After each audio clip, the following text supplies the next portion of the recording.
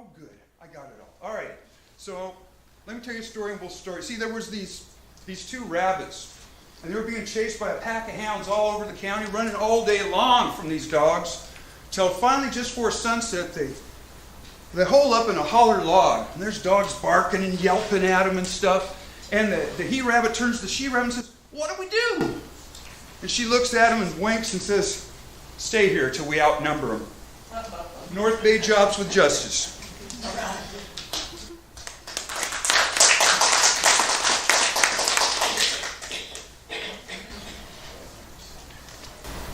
All right, did you want to start first? Yeah, and actually it'd be great if we introduce ourselves. We want to do a quick name and introduction. Hi, I'm Marty Bennett. I'm co-chair of Jobs with Justice.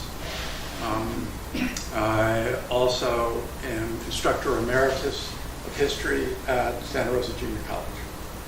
I'm Mara Ventura. I'm the director of North Bay Jobs with Justice, and My name is Maria. I am the lead organizer for North Bay Jobs.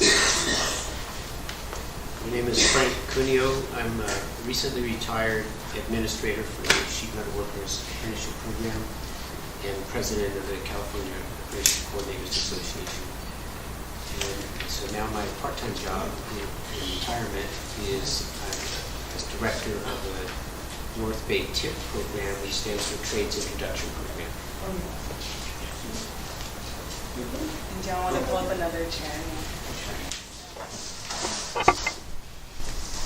So this is Sophia, and she's a worker for the Haya Vineyard Creek in Santa Rosa. And my name is Francisca Carranza. I'm an organizer with Unite Here.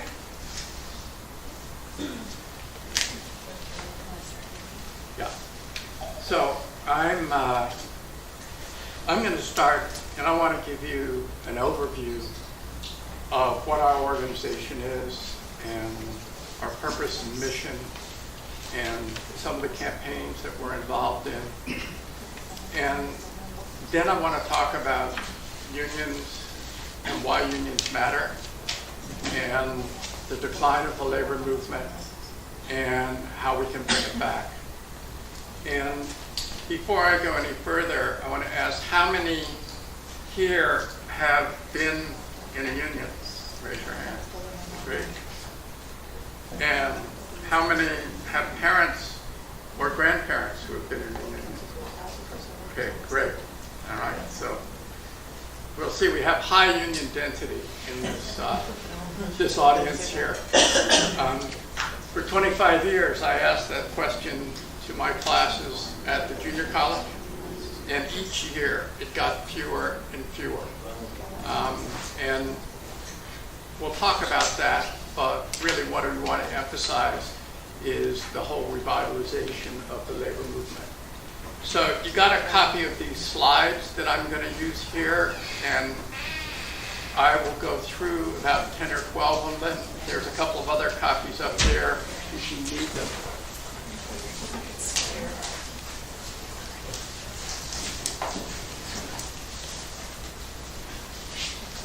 Okay, so who and what are we? We're a labor community coalition of 20 unions and community-based organizations. The Peace and Justice Center is one of those community-based organizations in our chapter of Jobs with Justice. We're affiliated with National Jobs with Justice that has 40 local and metropolitan coalitions in 25 states. And as you'll see, some of our campaigns are national in scope. Others are very localized, but we work on the local, state, and national level. So we can say the overall, the purpose of Jobs with Justice is to raise the living standards of all working people in the region, and to build a grassroots movement for economic and social justice. Important. We, from the beginning, have wanted to build an enduring movement, an enduring labor and community coalition. We ourselves were involved in Occupy, which was a glorious movement but it occurred at a moment of time, and now it is no more formally, though many people, some right here, continue to be involved in other ways. But Jobs with Justice, our intent is to create organizations, institutions, and a social movement that endures. We also are very conscious about linking labor rights, racial and gender justice, and immigrant rights, and those things are connected for us. Today, California farm workers, about 70% are undocumented workers.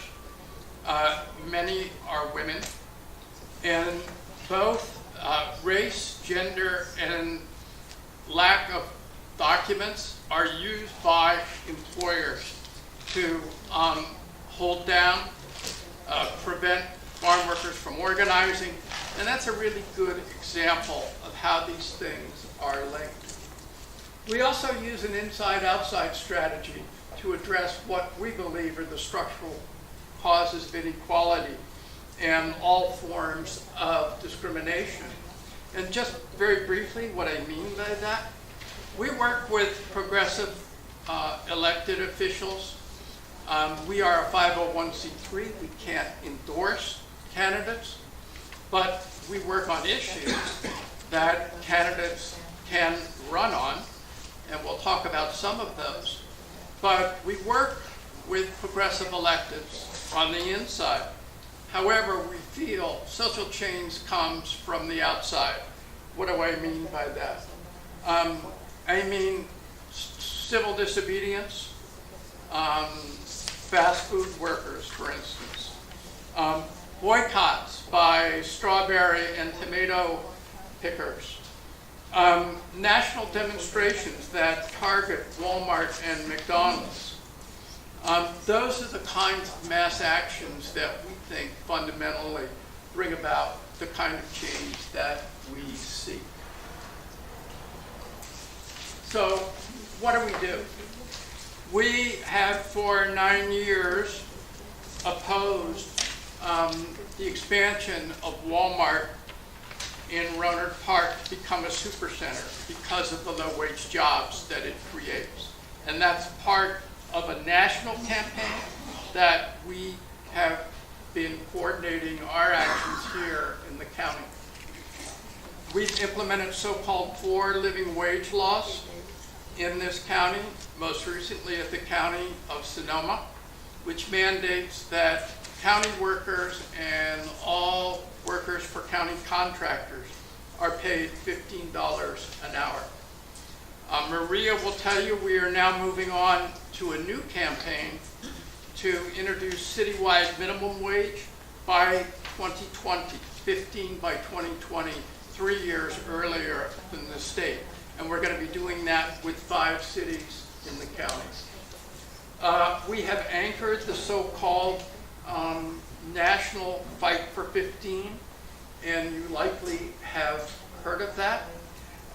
We really are the hub for activity around the Fight for 15 in the North Bay, and it's more than just wages. The Fight for 15 is about paid sick leave. It's about predictable schedules and fair working hours, and that campaign will continue. We also are very concerned with defending the public sector and social safety net programs. A number of our affiliates represent public employees like SEIU 10-1, but the public sector is the people's sector. It's our tax money that creates public sector, and the public sector should work for everyday people.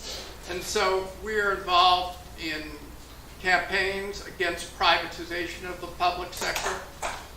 We are involved in campaigns to prevent cutback of funding, most recently for mental health services in the county.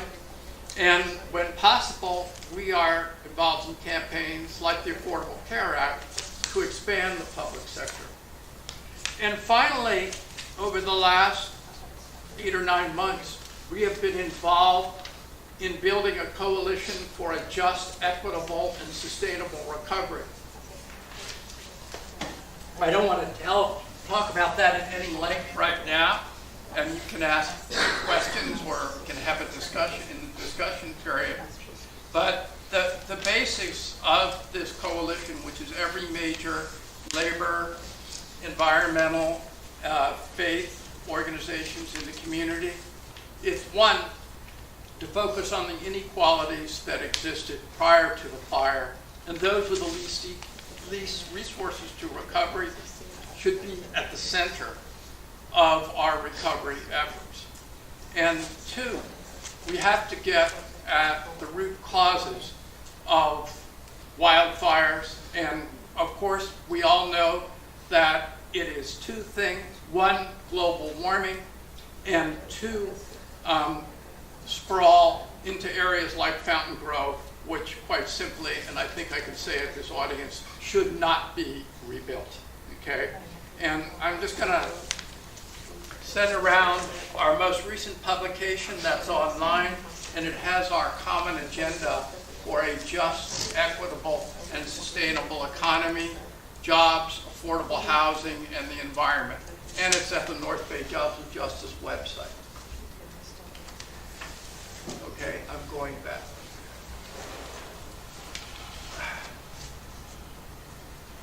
So now I want to focus on why unions matter. And we ask ourselves, what is collective bargaining? And collective bargaining is fundamentally one of the most important powers that workers could have, all right? And when you think about collective bargaining, it's workers organizing themselves for mutual aid and collective action. That's the simplest definition of collective bargaining I can give you. Workers who are part of a union bargain directly with employers over wages, benefits, health and safety, vacation, work rules, etc. A contract applies to everyone. It is enforced by the union. There is a grievance procedure if management violates the contract, and then the contract is renewed usually every 3 to 5 years. It doesn't always remain the same, and work rules change, and in the best of all worlds, wages and benefits, there is an upward spiral. Finally, I would say part of collective bargaining, if we talk about workers coming together for mutual aid and collective action, is a union gives workers a voice on the job. It also gives them a collective political voice in politics. And we'll talk about that a little bit more. Now, you all are probably familiar with the union premium.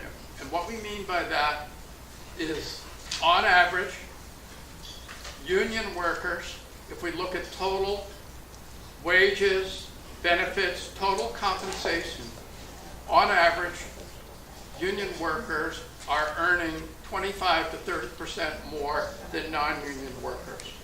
That is the most general definition of the union premium I can give. Let me kind of bore down a little more on that. You can't see it, but that's all right. You can see it in your hard copy there. Unions raise wages for workers of all types. And so if we compare union to non-union, you look at college graduates, young workers, workers of color, women, and all workers, you can see what the wage premium is or what those in unions make compared to those who are not in a union. Union members are more likely to have key benefits at work. And you can see health insurance, 28% more likely, retirement, 50% more likely, paid holiday, 14.3 more likely. And this is an important slide. unions help those who need it the most. And particularly if we look at the lowest paid workers, when those workers are organized, and for instance, home care workers are organized in this county, and you're going to hear about an exciting campaign to organize the Hyatt Regency and hotel workers in this county. You can see what the wage differential is for union versus non-union, particularly in the lower paid workforce when they are unionized. If we look at the power of collective bargaining and unions, I want you to really take in this slide, because we can see that from the 20s through the 40s, the red line is the rise of the labor movement. And by the late 1940s, about 1 in 3 workers were in unions. You follow that red line, you can see the decline of the labor movement, where today less than 11% of workers are in unions. And the blue line is the share of income going to the upper 10%, okay? The share of income going to the upper 10%. As unions have declined, inequality has increased. That's the big point there. This is another way of demonstrating the so-called Great Compression, when unions represented between 1 and 3 workers between 1947 and 1979, that all different income groups grew together, all right? And then you look at the period of 1979 to 2014, and we grew apart, and particularly the upper 1% and the upper 5%, all right, reached the stratosphere. So unions, they give workers an organization that they self-fund. They give workers a voice at work, a counterweight to management. They provide training and education for members to become leaders. And they bring workers together to lobby for common goals and changes in the society. And lastly, invariably to this day, union members have higher voter turnout than almost anyone, with the exception of those over 70, I think, when we talk about vote rates of voter education, registration, and turnout. My last slide. Union membership rate, it has been falling for decades. And there's many reasons that we can talk about in our discussion. But I would say 2 things. One is unions, in part, have shot themselves in the foot after we have moved from a manufacturing economy that was highly unionized to a service economy that is not unionized, from blue collar to white collar. And unions failed to anticipate these changes and to begin to organize in the new economy. And what the other panelists will tell you about, particularly as unions have gone down, workers have effectively been stripped of the right to organize. And we see a decline in the number of strikes, dramatic decline, the essential power of workers. But what Jobs with Justice is about is working with unions like Unite Here, that represents hotel workers and gaming workers and food service workers, new innovative strategies to organize the service sector and to revitalize the labor movement.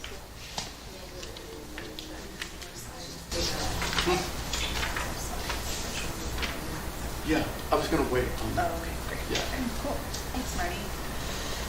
So I just wanted to sort of briefly talk about, we've talked now about how impactful unions can be. And since a majority of the folks in this room talked about coming from union families or being in unions, I'm sure that you felt some of the increases in wages or benefits to your livelihood from being in a union. Unions are not perfect. We know this. But they are the only legal mechanism in the country that force your boss or your employer to be equal with you at the table to bargain over your working conditions. There's no other mechanism in legal law that says your boss is forced to sit down and negotiate what you should be paid, what your value is, what you contribute to the work, what fair scheduling or fair hours look like for you, and all of those things. But we know that unions are not perfect, and they're really only as strong and as effective as the people are in the union. And so even though we know that unions clearly have a major benefit in our lives, because of this right-wing attack, I wanted to talk a little bit about how Jobs with Justice formed and the concept behind Jobs with Justice. So to give a very quick background, I know Marty talked a little bit about our Jobs with Justice chapter, but to give a very brief, quick history, it was 1986 in Detroit, Michigan, and there was a call center organizing, mostly black women, who were organizing to be represented by the Communication Workers of America. At the time, the president of CWA was Larry Cohen. And 2 weeks before their election, which are overseen by the National Labor Relations Board, the NLRB, a mechanism that was actually fought for and won by workers at a time where they thought having some sort of federal agency was going to help support workers. 2 weeks before their election, they were all called into private meetings outside of their workplace all around the city, where different managers told them that they would be closing down the plant and moving to another state.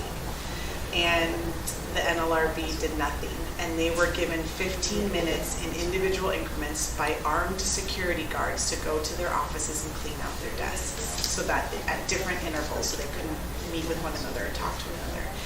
And the NLRB threw their hands up and said, they're allowed to do that and there's nothing we can do for you.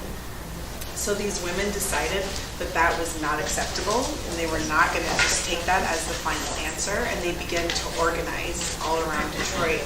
And not just that, but they even went with the president of CWA, Larry Cohen, to DC, even to Los Angeles, where the labor commissioner's chair was a congressman outside of Los Angeles in California.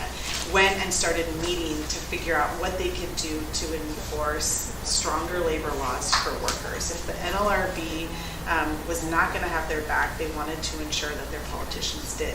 But ultimately what happened is that these women, as through their time organizing and with the CWA, realized that if we were not going to have an NLRB that had workers' backs, that we as workers needed to have each other's backs. And so they formed one of the first Jobs with Justice chapters. Flash forward to a year later, and a terrible airline CEO who was notorious for taking over CEOs and bankrupting them in order to preserve investors' money, essentially. Frank Lorenzo had taken over Eastern Airlines, and it eventually went, merged into other airlines. But this was an airline that was a majority Cuban workers in Miami. And a year after these call center workers in Detroit had been organizing, these Cuban workers started to organize as well. Lorenzo had taken over, and they said, absolutely not. We are not going to stand for a CEO that is going to try and bust our union, take away our benefits, cut our health care, and possibly put us in the same ruins that they've put in other airlines, simply to maintain the money of the top 10%. And so there was this amazing coalition of where these call center workers came out to support them. They ended up organizing thousands of workers. There's great photos online, but they had 3,000 community people out in the street, walking on the streets of Miami, marching to support these airline workers, and they won a great contract. Unfortunately, obviously, some 10 or 15 years later, we're merged because we know that that's one of the tactics of the boss right now are merging with each other to gain strength. But I just want to paint a picture of where Jobs with Justice came from and the power of labor and community coalitions. And although we know the strengths of unions, what unions have done successfully is formed these amazing partnerships and supported workers, and particularly workers of color, immigrant workers, women workers, who have gone out and built very strong, not just transactional coalitions of I'll scratch your back, you scratch mine, but deep coalitions where we build a united vision with each other, where we have an analysis and a framework around power and how we build it, where we involve a diverse range of people in our community. So I'm going to talk in a minute here about an example of some of the work Jobs with Justice has done here, but including faith, including students, including even folks who are unionized that never came to the table. I mean, it was rare before community labor coalitions, and even now rare around the country, that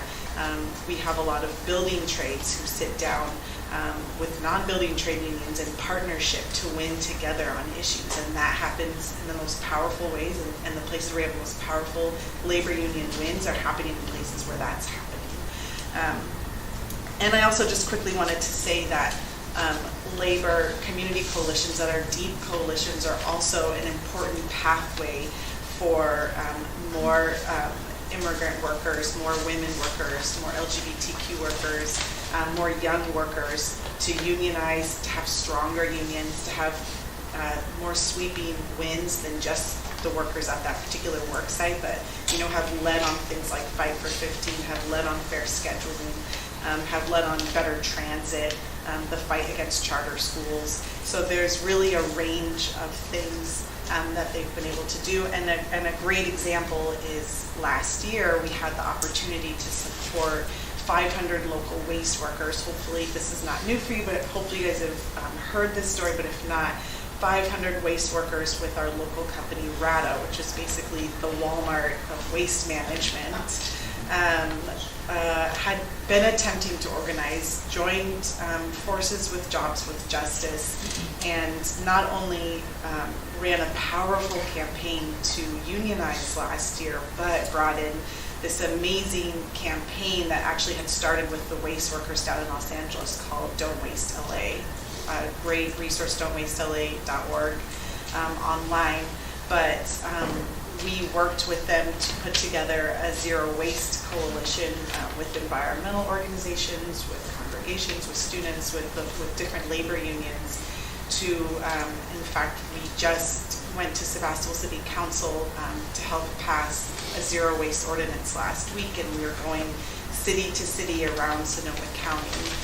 And as part of that work, we also forced city councils last year by getting over 500 people to write in postcards to our city council to ensure that we actually had real benchmarks for employers. When we are choosing a waste management company, we should not just do it off the lowest bid, but we should create benchmarks that have high labor standards and high environmental standards.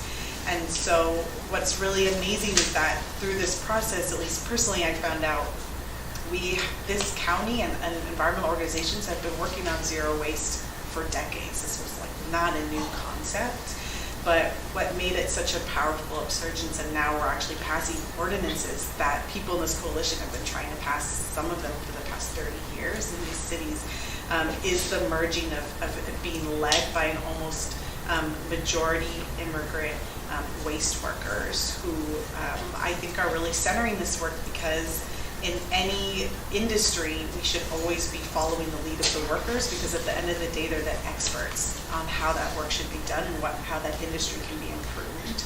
And we know that we get better quality standards from industries when workers are actually taken care of. And part of the campaign to help unionize the workers was to mandate an audit of our recycling center here. One of the things they learned, besides the fact that it was definitely not up to environmental standards was that it was also rat infested.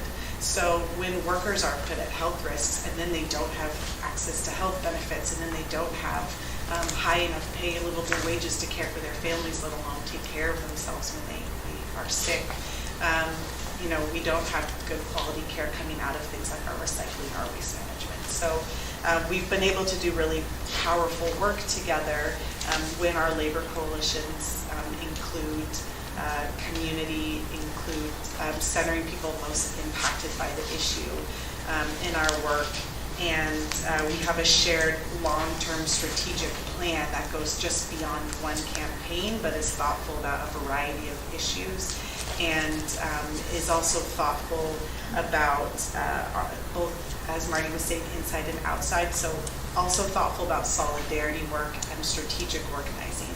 So a major piece of what Jobs with Justice does is go out and show solidarity with workers who are organizing, and so grateful that Ophelia is here, because we were so honored to be able to walk out and just support in whatever direction the Hyatt workers wanted to take that campaign. But our strategic campaigns are also things like minimum wage, which Maria will talk about here in a second, which is where we are also out in the front and thinking about what sort of policies we can enact that affect everybody, not just the few who are in their unions. So I think I'll take a stop there, and then if there's Q&A, I'm happy to give more examples. I didn't get a chance to talk about the Great Casino, which was also a great campaign, but want to be thoughtful about time. That just reminded me of something, sorry, really quick. I was a union organizer for 6 years, and one thing I heard a lot, and this actually a great book came out recently called Secrets of a Good Organizer. It's a great book. It's in Spanish and English, and it sort of touches on the same topic. But as a union organizer, I used to hear a lot, we're never going to make any change here because there's too much apathy. People here are really apathetic and they don't care. And I kind of got to this point after organizing in places where people had said it's never going to happen, we have too much apathy, and we won amazing things. We won things in home care, we won things in janitorial services, and so forth in hospitals. And I realized I don't actually believe that. I don't actually think most people have apathy. I just think we have hopelessness sometimes, and we have powerlessness because we don't have the resources or the tools to know how to build power and how to win. And I think it's a strength that corporations and our bad employers, bad bosses, even like folks like landlords, bad landlords, they play off this feeling of hopelessness or powerlessness, and until people actually begin to get the skills and the trainings that a lot of not just unions, but also we hope J with J as well, as we provide those skills and tools and support folks and come out.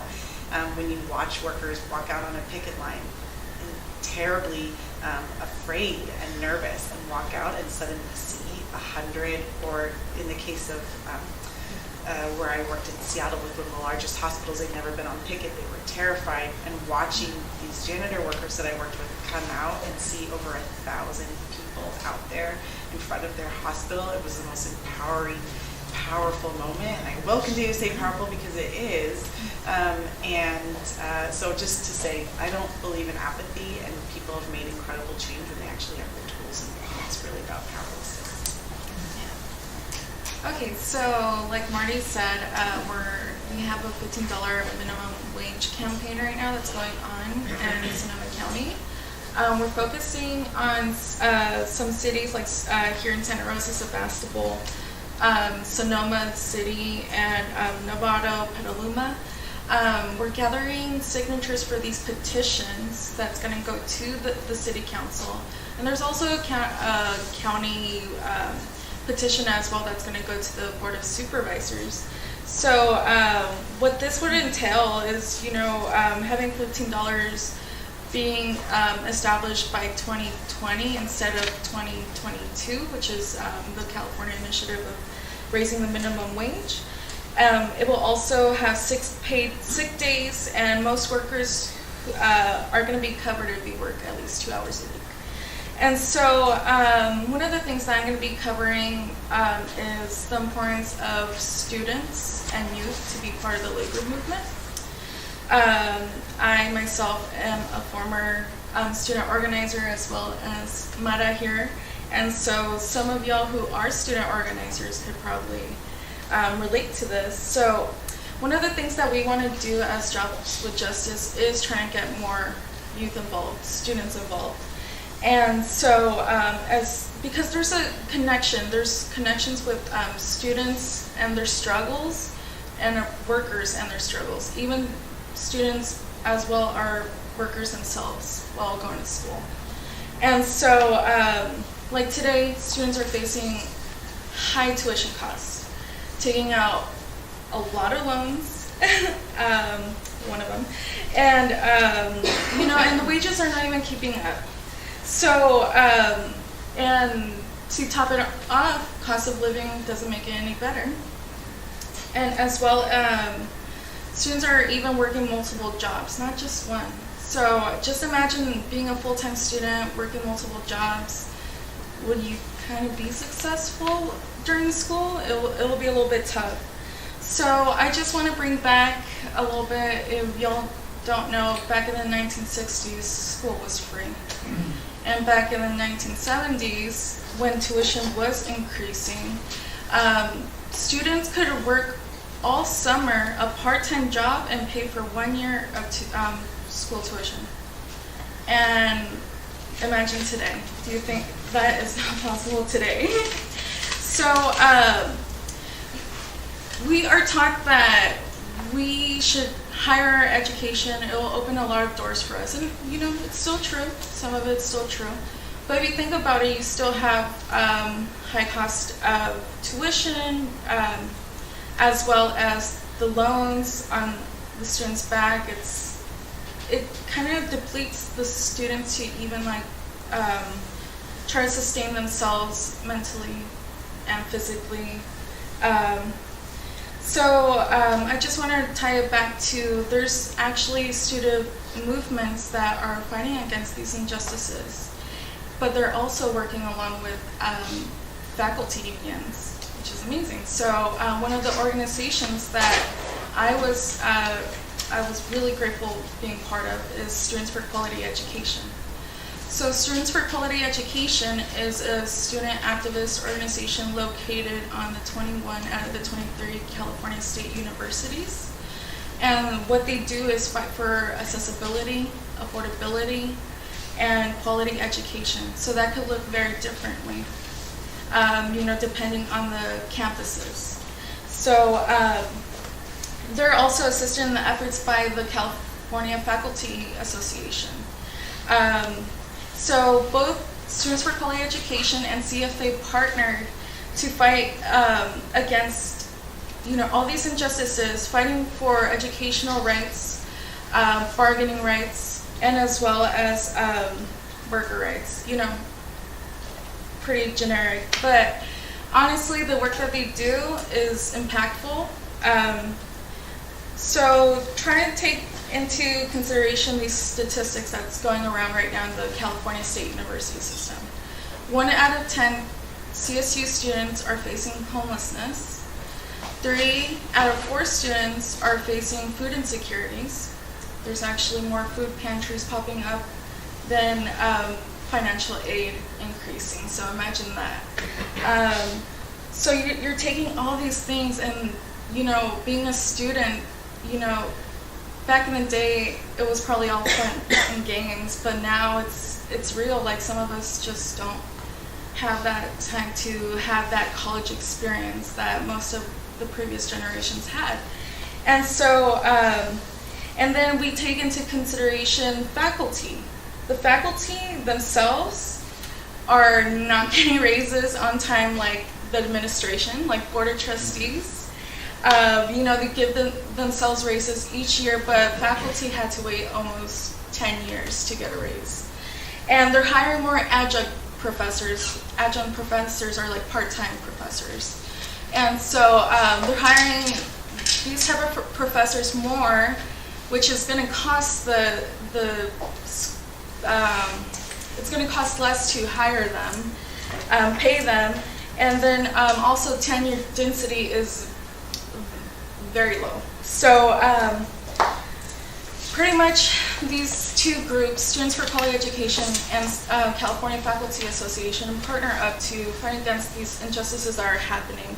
So they fight against tuition increases. They also help with freezing the tuition back in 2012 to 2016. And also the students stood by the side of the faculty for them to get more than a 5% increase back in 2016, which was amazing. So, you know, something that I learned a lot, and it's true, and sometimes we don't take it into consideration, but faculty working conditions are student learning conditions. So, yeah. And then I'm going to talk about really briefly about an amazing organization that I actually wish was out here. Maybe, I don't know, I'm just hinting, maybe we could start one. Students. All right, anyways. So the Student Labor Action Project is kind of like a student jobs with justice. So it's like it's actually two coalitions coming together, which is Jobs with Justice, and then also the United States Student Association. And so what they do is kind of, we expand a little bit more than Students for Quality Education. So the actually, you know, it's students and workers coming together to fight for the right to unionize, fight for fair contracts, fight for a living wage, and also something similar to SQE, fight for accessible education. So SLAP supports like the growing student movement that's happening by making connections not just on their campus, but going, you know, into their communities. Because after you graduate, organizing doesn't stop, you know. So, yay. Someone's nodding their head. Sorry. Yeah, I was like, I don't know. Anyways, so something amazing that SLAP did. There's a SLAP chapter back at the University of Oregon that actually backed up SEIU 503 workers who were facing. They were being told to take 30 furlough days. Well, the administrators, 30 administrators, sorry, not 30 furlough, no, 30 furlough days, yeah, sorry. And 30 administrators were actually getting themselves pay increases. So SLAP, which is the Student Labor Action Project, stood by their side, and we actually ended up winning a fair contract and better working conditions. And that's just some of the things that makes it beautiful to see students, youth, in the labor movement. As you can see, there's not a lot of students here, or youth. And so imagine if we did have them here, give them, you know, the chance to give their insight, because these are the future workers. I mean, unfortunately, you have to work to survive in this capitalistic society. So, yeah, really quick. Yeah, so that was pretty much it. So if you're really interested in volunteering to collect signatures, more like, it's not really signatures, you just print your name and add your phone number. If you want to collect people's names on a petition, we have a sign-in sheet probably going, oh, it stopped there. All right, we'll still keep going. So, okay. Anyways, and then we also have these amazing pledge cards. The reason that we have these pledge cards is kind of like more for you to kind of like take in, and kind of for you to reflect that the way that we're going to end up winning is being there for someone else's fight other than your fight. And so one of the things that we do ask is for folks to be there 5 times at someone else's, like, you know, maybe it's the Hyatt workers again, I don't know, if they will have an action again in the next 4 years or something. And so, yeah. What does SLAP stand for again? SLAP, Student Labor Action Project. Sorry. Okay.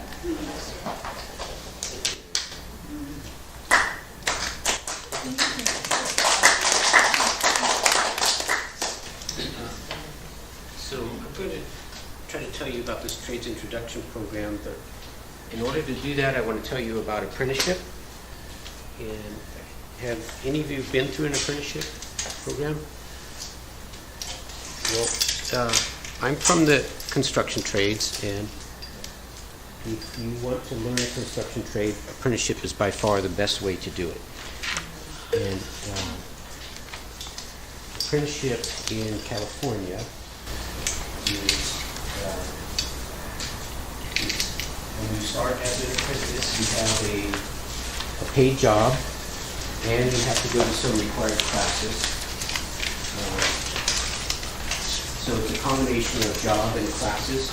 About every 6 months, if things are going well, you get a raise in pay, and you learn more. You move on to other classes and other trainings. You also get trained at work. There are required things you have to learn at work as well. And once you start the apprenticeship, you have an agreement that goes all the way to the end of it. As long as you're doing your part, you just keep advancing through the apprenticeship until you get to the end and you are certified as a journey person with the state and the federal government, and nobody can take that away from you. So in my own case, I grew up in Sonoma County on a little vegetable farm, and my father supported Cesar Chavez, even though he was the owner. And I have to give credit for some of the things I do today to my father, because he respected all working people. And so also in my case, I got a job out of high school and was trying to put myself through college, and got a little ways, but it was slow. And about 10 years later, I finally got smart and tried the apprenticeship, and it changed my life, because it was that stepping stone that once I started, it lifted me up to a whole other level, and it opened up a lot of opportunities for me. And I remember when I was learning about apprenticeship, and some of the things I was learning about it is about, you have to be a good worker, you have to be willing to learn. I actually asked when I was being sent to my first apprenticeship job, which was about 20 miles from my house, if they had anything closer. And the guy laughed at me because you have to, for most of the construction trades, you have to travel. 20 minutes would be an awesome commute for the typical construction worker. But I also learned that I didn't have to pay tuition. And I remember it saying, so you're going to train me, every 6 months I get a raise, and I don't have to pay tuition, and I'm making money. And I didn't believe it, but it was true. And so the way that training gets paid for, and it costs a lot of money, is the other workers in the union, that for every hour they work, they contribute towards training. And some of that training they benefit from directly because they can take classes while they're journey persons also. But most of it goes towards the apprenticeship. So basically, the older workers are paying for the newer workers to learn the trade. And then when they become older workers, they do the same. And it's an awesome system. And it gives people like me and people that were a lot worse off than me a way to lift themselves up. Apprenticeships, quality ones, are registered with the state and the federal government. There's guidelines they have to follow. They're typically somewhere between 2 and 5 years long. The longer ones usually mean there's more technical stuff to learn in that trade, and typically those are the higher paying ones, the longer apprenticeships.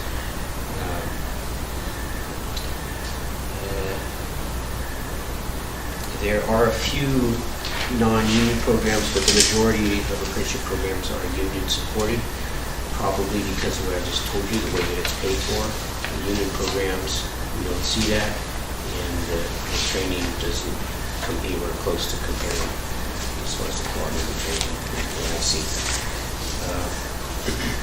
There are about 50,000 union construction apprentices registered in California.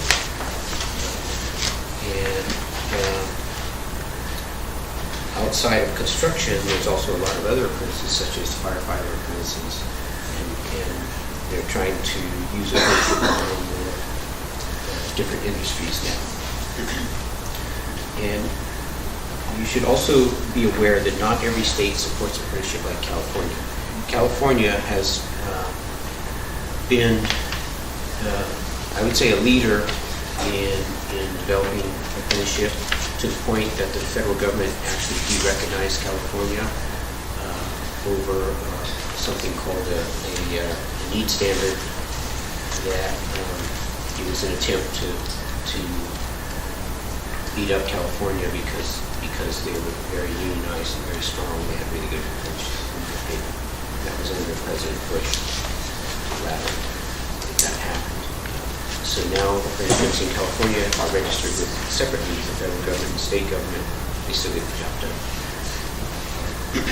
Okay, so having told you a little bit about apprenticeship, this flyer I just passed out is for our program, which is a trades preparation program, or some people better call it an apprenticeship readiness program. We started it because over the years of me being involved in apprenticeship, we noticed that there were more and more people that were coming out of high school, wherever they were coming from, that didn't really know about apprenticeship. And we felt a strong need to get the information out there. And we worked with a lot of community groups, when I say we now, I mean most apprenticeship programs, to try to get the word out. We worked with schools. We found a lot of schools used apprenticeship as for the people that didn't do that well in school, they pointed them towards apprenticeship.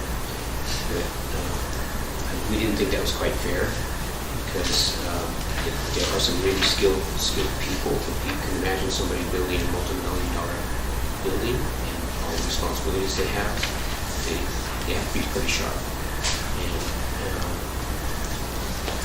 we eventually got some schools to recognize apprenticeship more and promote it more, but it was kind of hit and miss.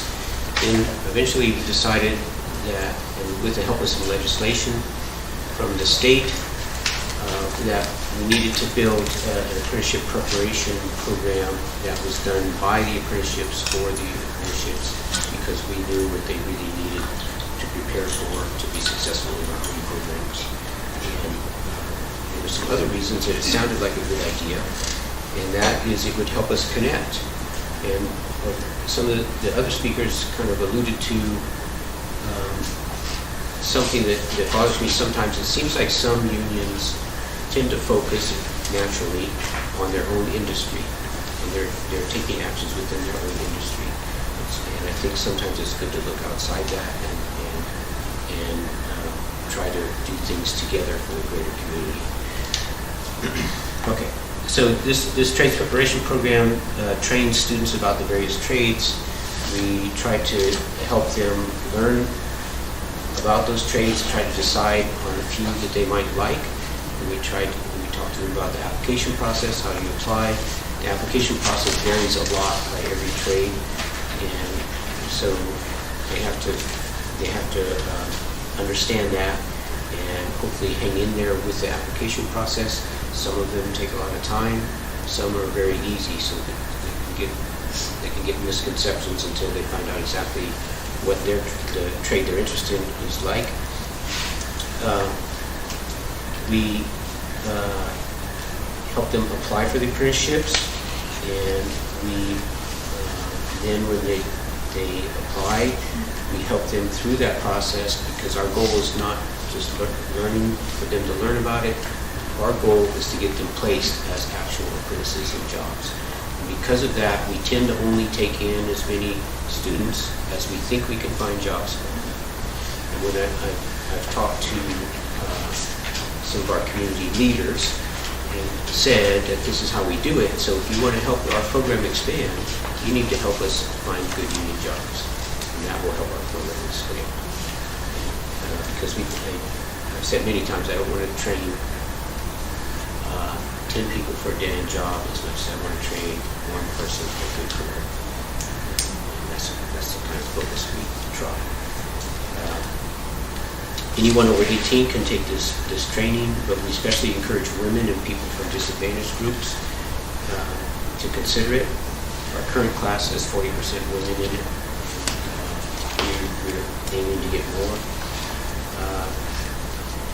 We work with a variety of partners, trying to tie some of those groups that I already mentioned together.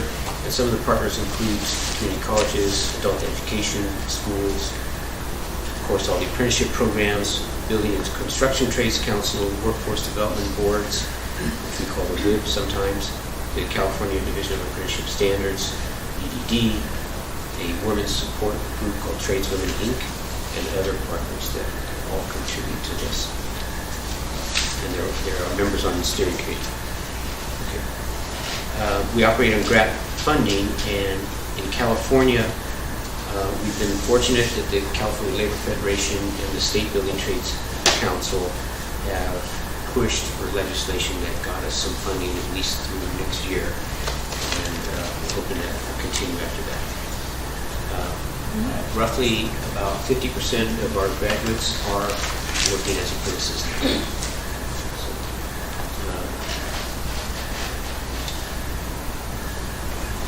Few minutes, 3 minutes? Well, you guys asked for 10 minutes, so Okay. I'm trying to facilitate what I you're appreciate it. So I want to go back and define a couple things. I mentioned building and construction trades and their councils.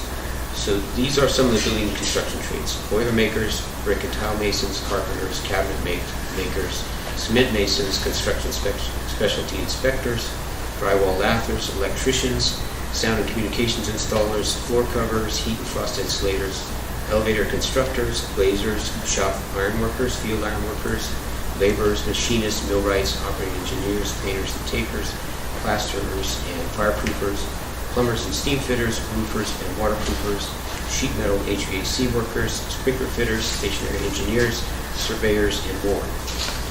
Some people are surprised to find out there's so many different trades. That's part of why we're trying to educate. The councils that are associated with all those unions are formed of representatives of those unions, and as a council they work together on different things in the community. And one of the major things that they work on is called a project labor agreement. There's been a lot of efforts to develop those project labor agreements, and I want to get back to talking about those in just a minute. So you've already heard about some of the values of unions, such as collective bargaining for wages, work conditions, health care, retirement. And there's another benefit that I'd like to mention is that as a worker connected with the union, at least in the building trades, it connects you not to just one employer, but to hundreds of employers. And it also, on the employer side, it connects them with thousands of workers. And it really helps to stabilize the industry.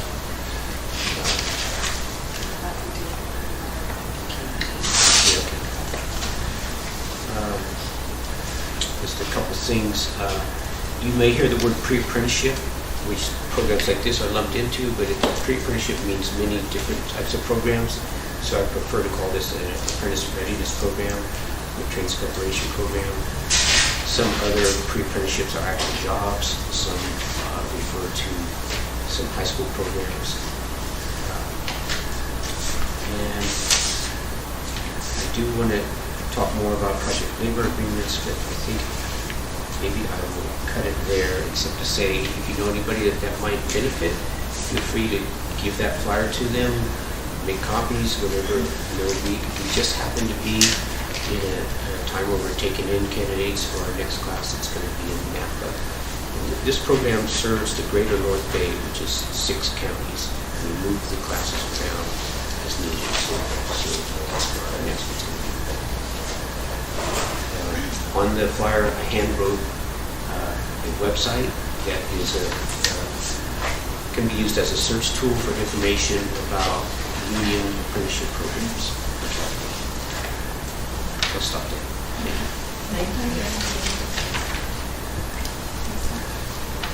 Mi nombre es Ofelia Cárdenas, trabajo en el Hyatt de aquí de Santa Rosa, tengo trabajando desde 2014.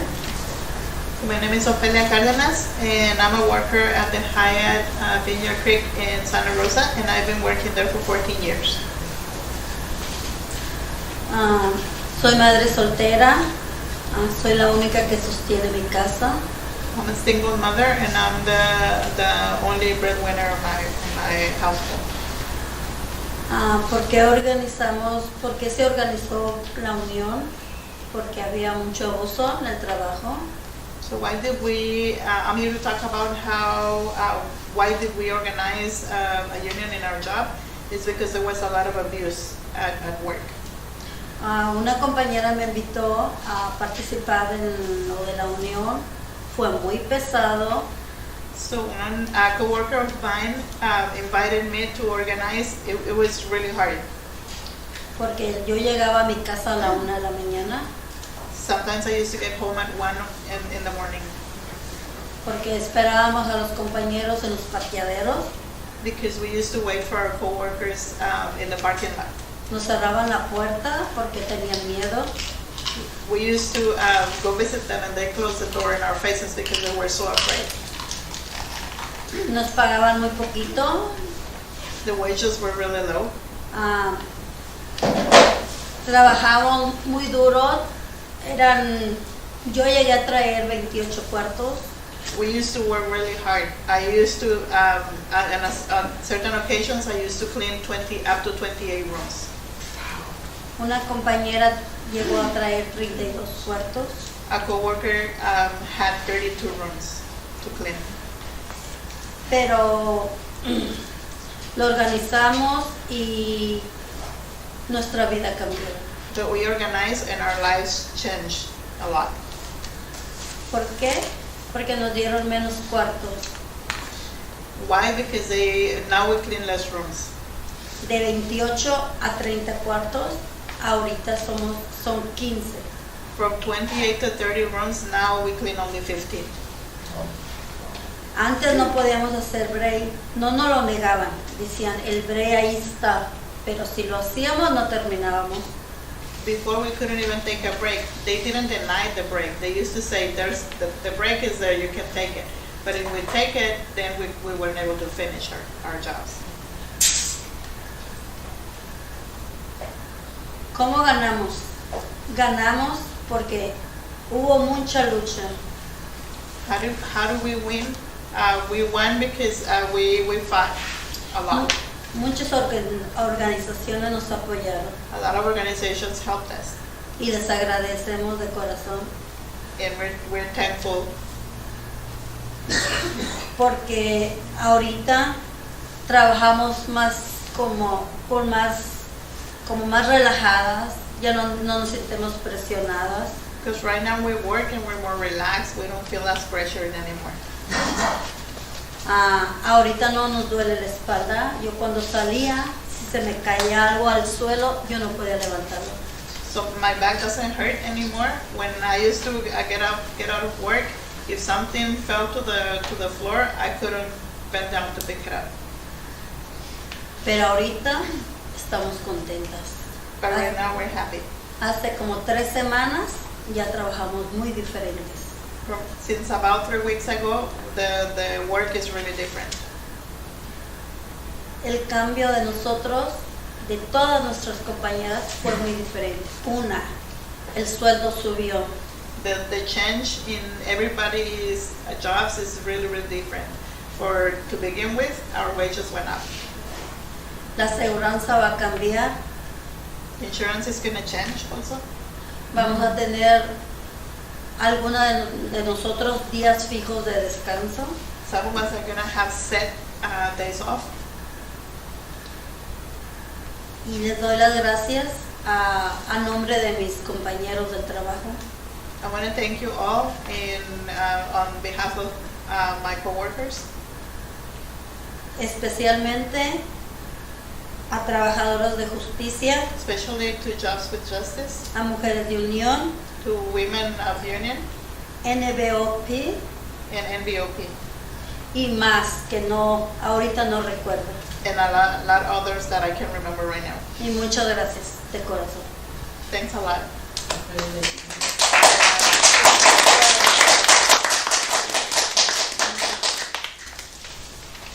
So I think we're gonna open it up. I don't have my watch on me today, but for whatever our remainder time is. We got about a half hour left. Right, we have about half an hour. We wanted to just open up for questions, and if folks have statements, we would also just ask to try and keep them at a minimum, just in case there's folks who are waiting to ask questions, but we definitely want to hear shared stories or comments as well. Oh, okay, we're doing, and since you were talking about the stuff that you're working on, we at California Homemakers Association is doing something similar. We're doing campaign, we're signing up people and handing and doing distributions and stuff. And if you want information, their office is on Yolanda Avenue. And if you want to discuss me further about it, let me know. Yeah, we will, with the Homemakers Association, it's great stuff. For this TIP program,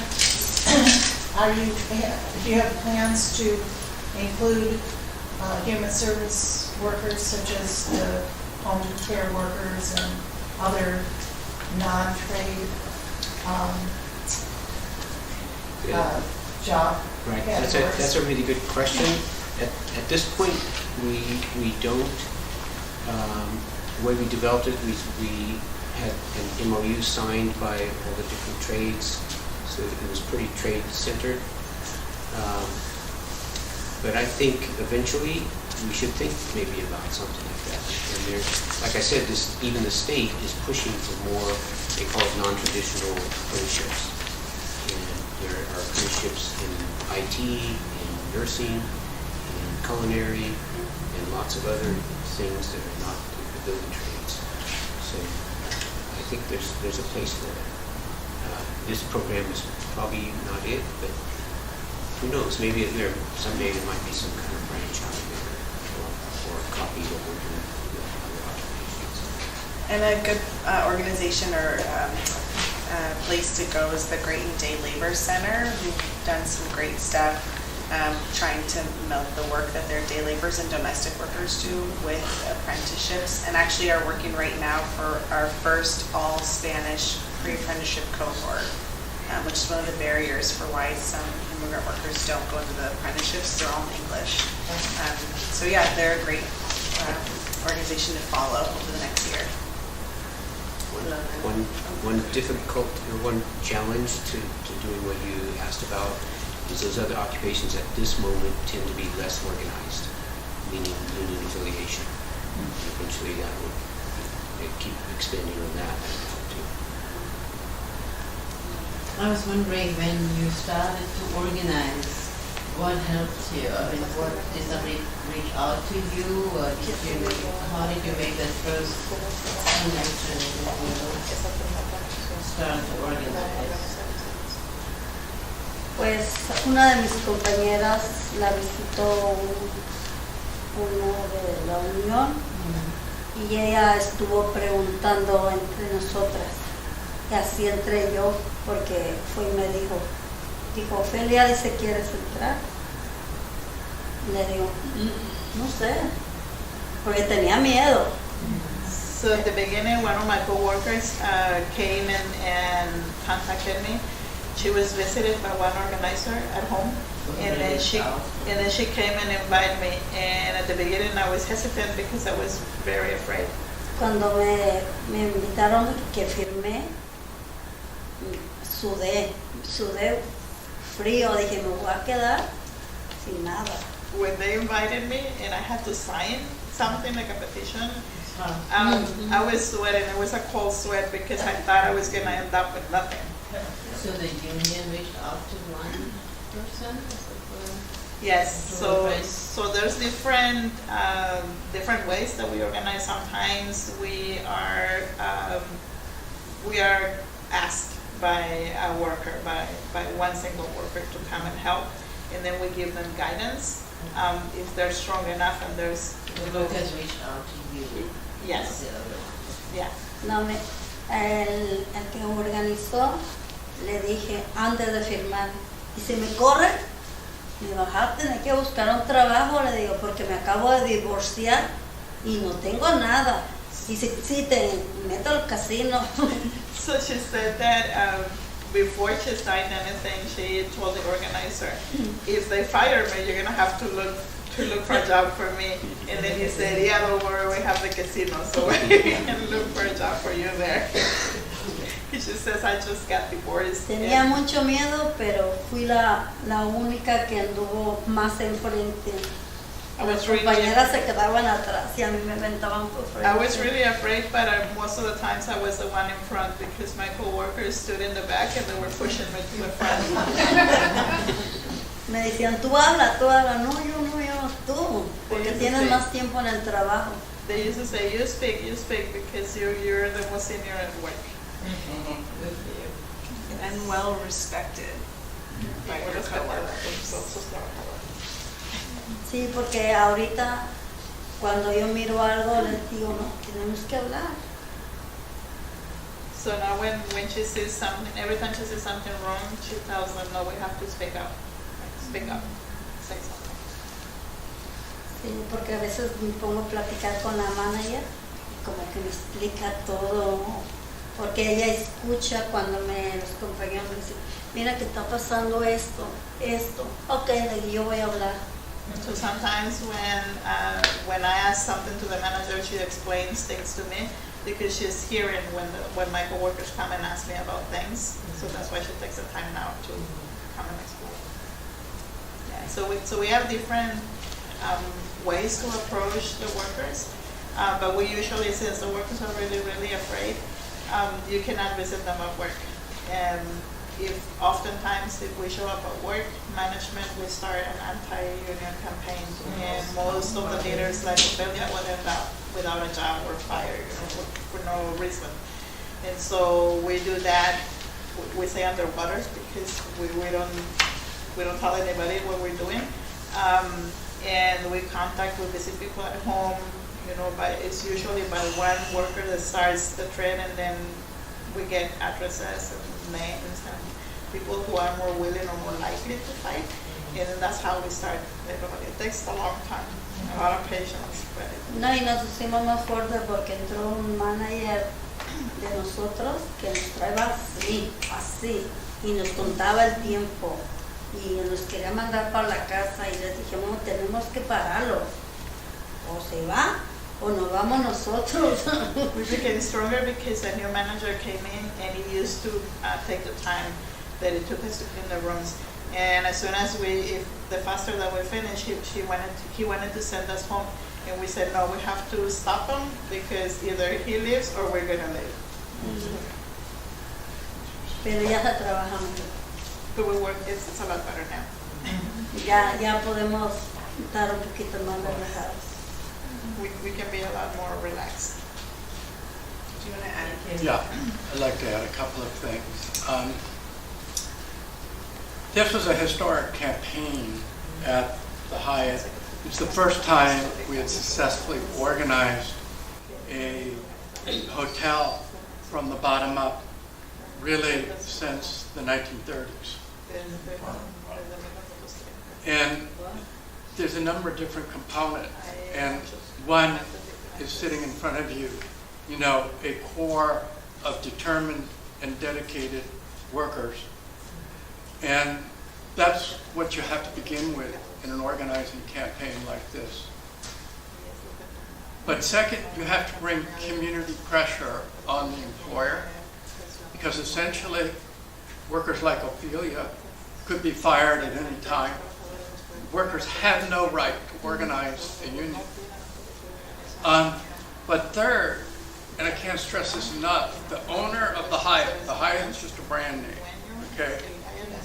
The owner of the Hyatt is Brookfield Asset Management, the second largest private equity firm in the United States, all right? They have enormous resources, okay? And so you heard the internal organizing that was occurring, and here's what we did in the community. One, we organized a number of large demonstrations, and that's why these pledge cards are so important, because we have a phone, email, text tree that we turn out folks to these demonstrations.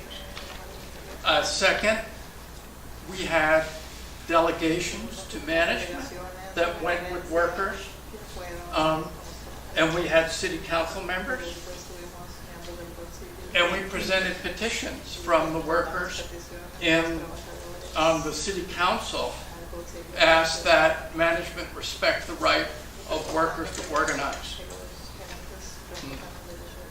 We were prepared to go further, and we have something in Jobs with Justice called a Workers' Rights Board, which is a group of community leaders that take testimony from any workers who think their rights were abused, and then they issue findings and recommendations, and then they sit down with management. No official status, but this is part of moral suasion and community pressure. We were ready to do this for the Hyatt if we had needed to, and I'll pass that around. Finally, coming back to a global corporation, okay, you need leverage. And the union has a whole department that does nothing but look at the ownership structure of a hotel. And what we found is that Brookfield wanted to raise money from public pension funds, okay? And with that capital, you know, they are many, many different, it's a hugely diversified what this large private equity company does, but they have to raise money. So workers went to pension funds like the city and county of San Francisco, talked about the conditions at the Hyatt, and asked those pension funds to divest themselves, all right, if they do not respect workers' rights, okay? So those are all the different determined workers, community pressure, leverage that you need to organize. But you, the community, and the people who sign these cards, okay, can play an enormous role in the lives of workers like Ophelia and gaining union recognition and now the first contract. So it's just like a multifaceted process, but that's what we in Jobs with Justice do, is try to connect these dots and work all these different angles. Are there other, questions? You know, one angle, and I applaud everything you're doing, is wonderful. But one angle everyone should keep in mind is we need elected leaders that will respond to what we want. And I not only register voters, but I train people to register voters. You don't have to be a citizen to learn how to register other voters. So please speak to me afterwards, and as soon as this election is over, I'm going to help you out. Yeah, we definitely, it's something we don't have the capacity now, but particularly with seeing Santa Rosa annexing Roseland and so forth, there's the district dean, absolutely. Yeah, one we'll of the have ways. a lot more representation now.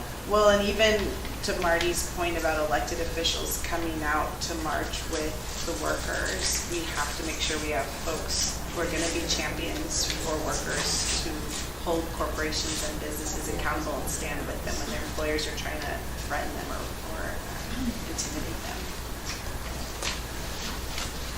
I wanted to ask about the apprenticeship program. Do you go into schools? It seems like high schools would be a good ground to actually promote it. We do, yes. This program is aimed at 18 and older because that seems to be kind of a a sweet spot where they're ready to make career decisions and they're ready to act on it.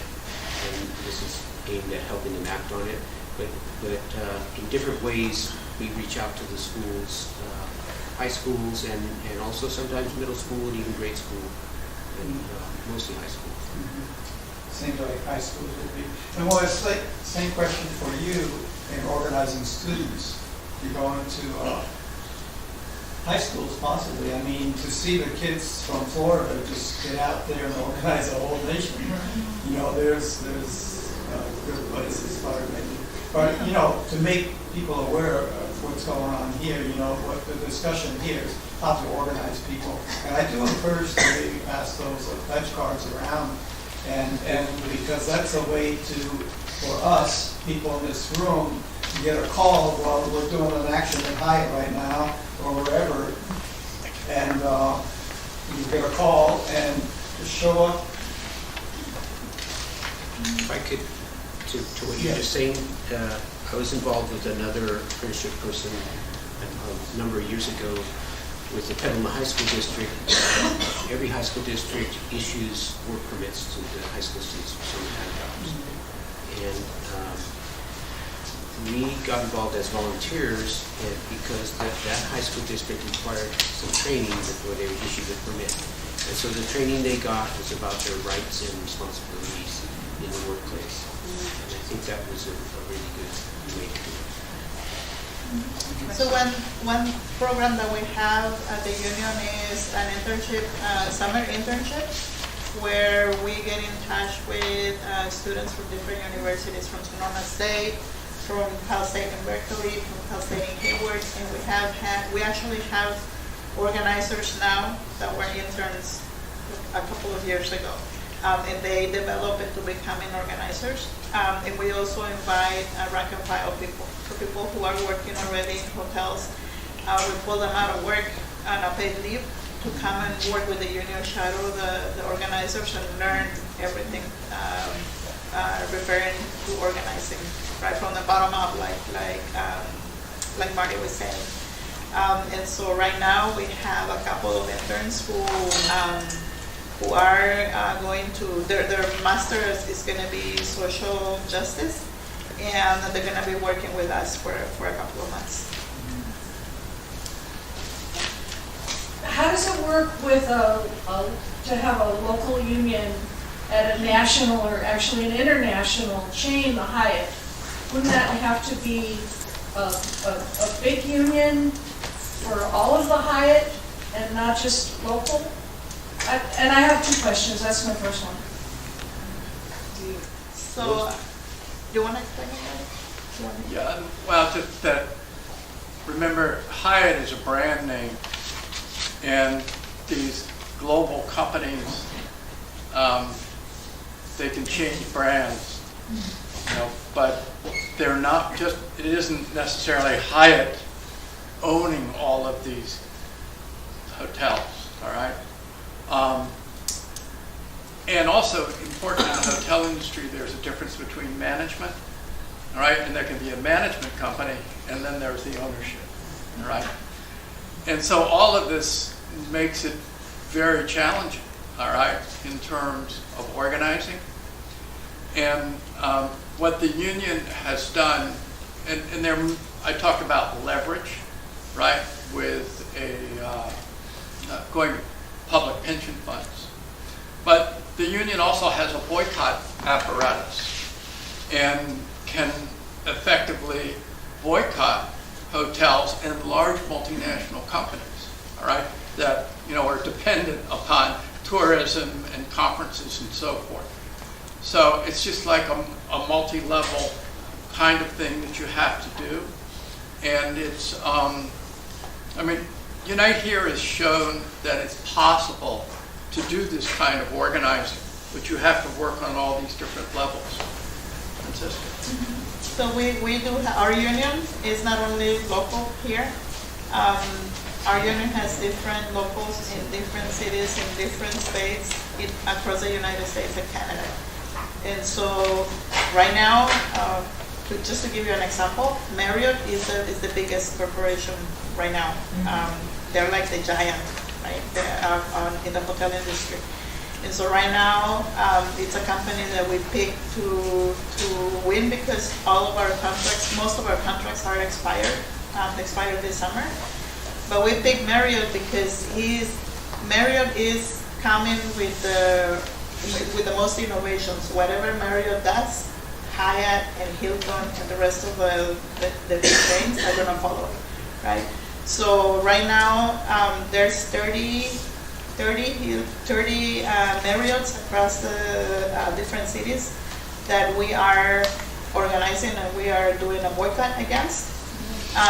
And well, across the United States, like I said, there's a Marriott being built every hour or less across the world, in Japan. And now the biggest innovation is that they're bringing automation to all of the hotels. So instead of having a person delivering towels to your door, now they're sending a robot. And that's taking away one person's jobs, right? And so they have a lab in Washington where they're already experimenting having front desk, having robots turning hamburgers. They're also having they already have machines that makes your drinks, so pretty soon you're not gonna have a bartender to talk to. And so all of those changes are coming, and Marriott wants to bring them on because they want to do less and less workers, right? There's less liability. And so right now our focus and our boycott pin is working on the Marriott. And then once we win, because there's not if we're gonna win, it's when we win, then we're gonna follow with the Hyatt and with the Hilton. And that's across the nation, not only here. Also, prison industry handles some of the reservations, don't they? Is that true? I don't know a lot about that, but I believe so. I don't know if that's still true, but that has been true in the past. That when you called the 1-800 number, you were talking to someone in a prison. I don't know. It was prison industry. They're doing that a lot. And when I'm on the phone with someone like that, I ask them if they're a prison worker. And I've had people get off the phone to find out if they can answer the question or not. And then when they come back, I really didn't know if they were telling the truth or not. But when I do a mail order online or something like that, and I need to call because my order, I'm ordering something and it's not going through, and so I call. Sometimes I've called to make reservations to hotels and asked them things about the windows or the view from the windows, and they had no idea what the view from the window was. And so then I asked them, are you a prison worker? And I've had people say yes.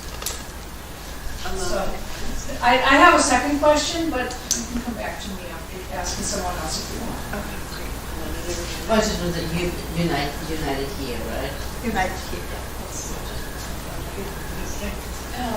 Thank you all so much. It's been really, really exciting to hear the different pieces of the campaign. And congratulations. Thank you. Really, I heard you speak at the Rialto in Sebastopol earlier this year, and it didn't sound so good. So I'm jazzed to hear that you won.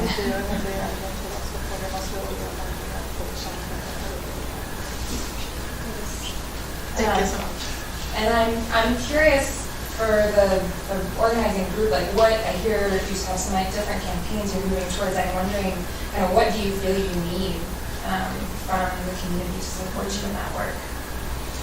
That's a great question. Yeah. I mean, I'm sure we both probably say just more people coming out to support. Yes, definitely sign a pledge card because it always helps when we call people to turn folks out. But also we are ramping up collecting signatures to take to several different city council members to put pressure on them. And we're asking for our phone number on there so we can call you to turn out big numbers and pack the city council hall. So particularly even now, in Santa Rosa, our city council is not guaranteed to support workers always, but even with the elections, we don't know what's going to shake out. So we know that they do respond, though, and there's a lot of public pressure, and we put the spotlight on that. So definitely just people who want to come out, not just come out for things like the one time where workers are marching on their boss, but even helping, you could take a petition to your workplace or to your family or friends or neighbors. That would be awesome.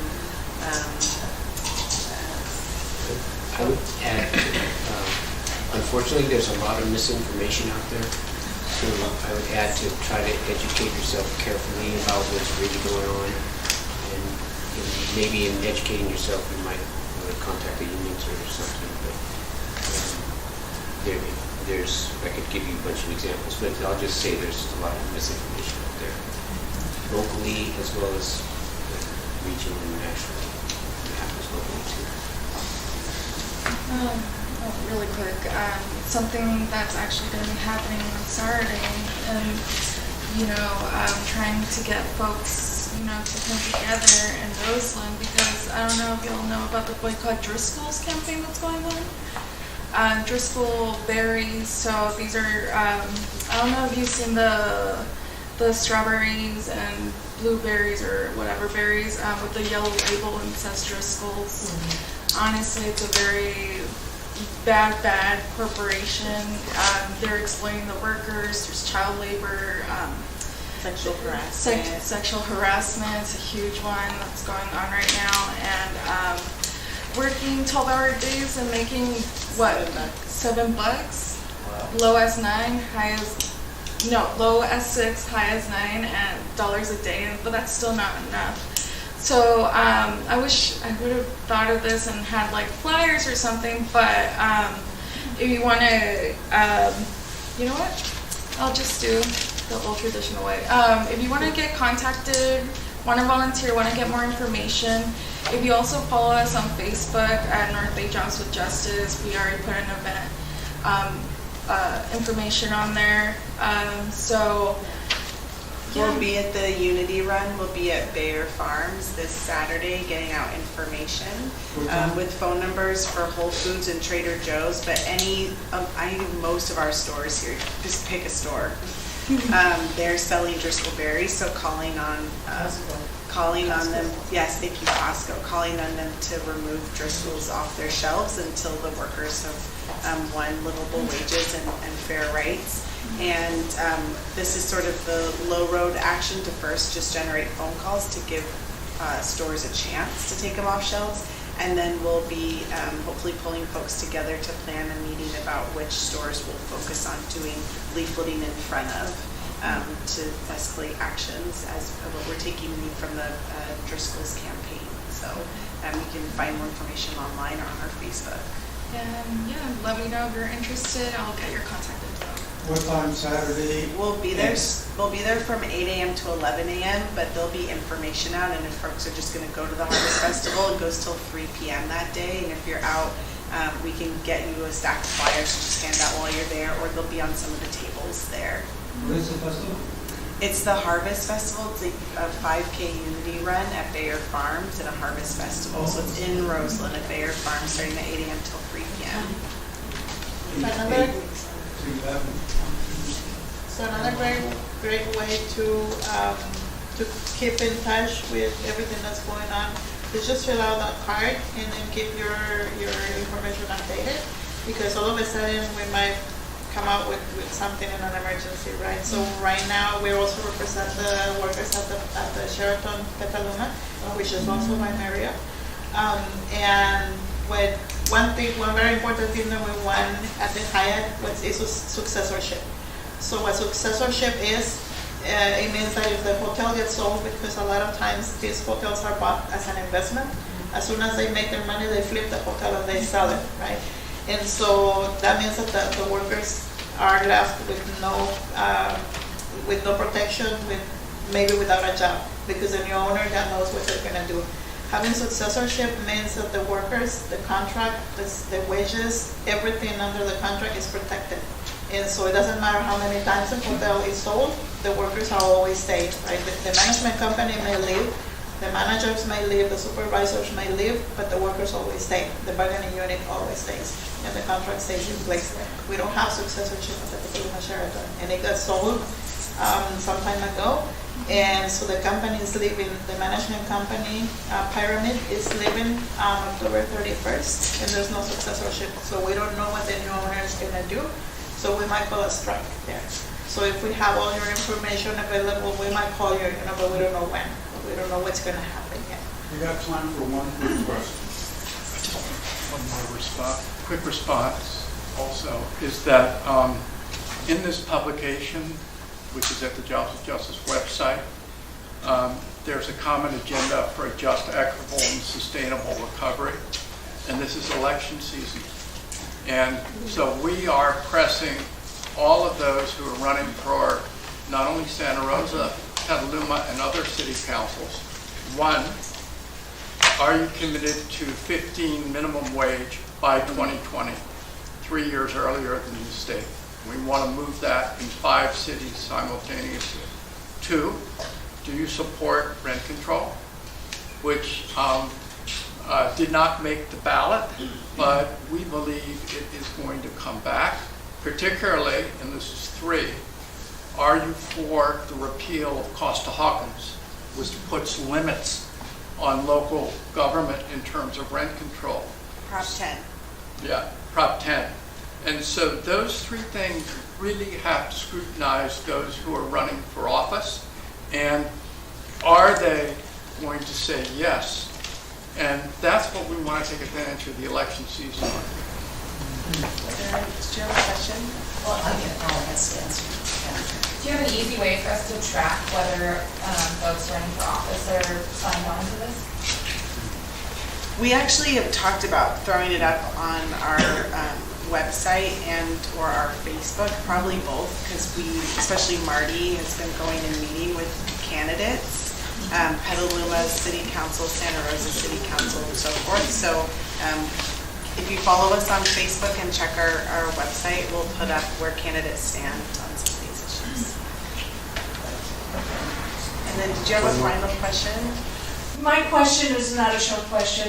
My question was if you know the current status of the National Postal Workers Union, which is a big can of worms, and it's a little too late to go into. No, but That was my question. Yeah. Folks, we have the evaluation forms going around. You're welcome to stay and chat and babble. We will be setting up the room at the same time, so don't let it throw you for a loop. And Thanks. If you want to plant a full garden, we've got seeds for you. Thanks for Thank you coming. for Thanks being for having us be suggested.